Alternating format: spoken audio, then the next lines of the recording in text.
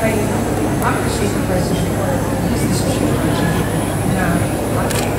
You know, it's very hard to tell the truth to the honest. Na yung gano'n sasabihin. And then, of course, there's an action from our people, especially, you know, politika, pag na ilagay ang politika, medyo naiiwan yung tatlo natin eh. So sa akin, to solve our problem right now, sa tingin ko, isasasay ko na natin yung politika. Para Diyos muna natin at gagawin natin yung ikabubuti ng bayan at ng bawat isa. I think if we keep on praying for the President, at hindi lang si Presidente, lahat ng mga kababayan o mga may position sa ngayon sa gobyerno, ipagdasal natin sila at kung meron silang ginagawang mabuti, supportahan natin sila lahat.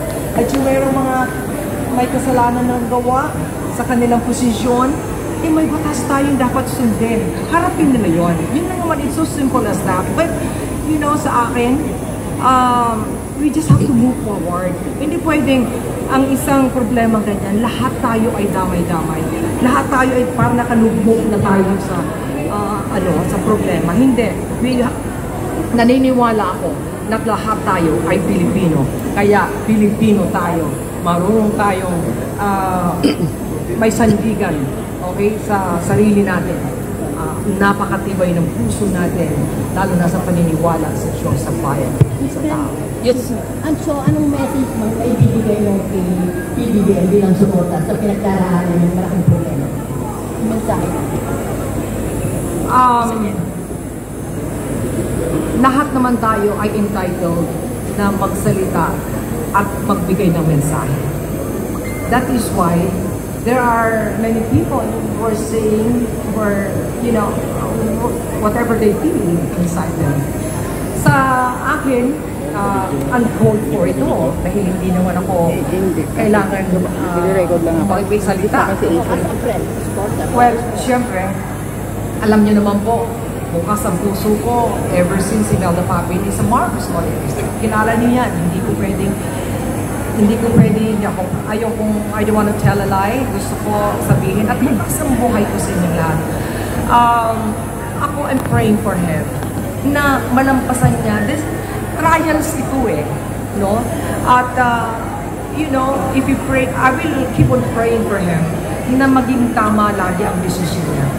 Yun lang ang aking maibibigay sa kanya. Napakahirap po, especially pag ang politika ay nariyan. Madam, mensahe nyo na lang po sa ating mga kababayang Pilipino mula po sa konsepto ng kanta ngayon. Wish nyo po sa bansa natin ngayon, Pasko. Ang wish ko po, kagaya na ginawa ko po ngayong araw na ito, nag-launch po itong Pilipino tayo, ay nakita ko po, nandito kayo lahat. Nakita ko ang pagkakaisa. Nakita ko yung pagmamahala ng bawat isa sa inyo. Yan ang wish ko. Kasi, medyo katatapos lang natin ang maging problema, dapat itong Pasko ay unahin natin yung pagmamahalan natin sa bawat isa. But of course, Panginoon muna. Pasalamat tayo sa mga nangyayari sa buhay natin because you never know what will happen tomorrow. No? Napakasalimuot ng buhay. But we just have to be positive. It's a lahat na ginagawa natin. Okay? So yun lang po ang aking wish. Walang kulay po tayo ngayon. Wala po tayo, kumbaga, kailangan yung song ko po ay para sa atin lahat. Huwag na po natin lagyan ng kulay, pwede po. Kasi it's not because I'm President Marcos loyalist. Hindi po yun. Ako ay loyal po ako sa aking bansa.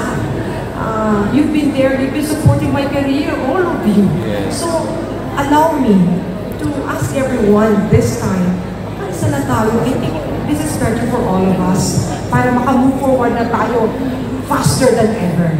Madam, last song, sa kabila po ng kanta nyo, yung topic na dapat magkaisa, ano pong mensahe nyo sa mga kapwa nyo celebrities na hanggang ngayon ay naiinip na po na wala pa rin nakukulong sa mga na-involved po sa corruption? May proseso po, may proseso.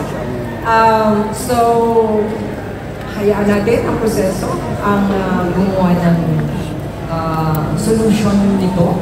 And I'm pretty sure, 100%, kung sino po nagkasala dyan, ay meron po kapupuntahan. Naniniwala ko. So, magkaroon lang tayo kunting patience lang po. Or else, pag gusto na natin bukas, medyo talagang magkakaproblema tayo. Meron na po kayo nagkahalto ng problema na yan. So, ipagdasal na lang natin na dapat magawa na ng paraan.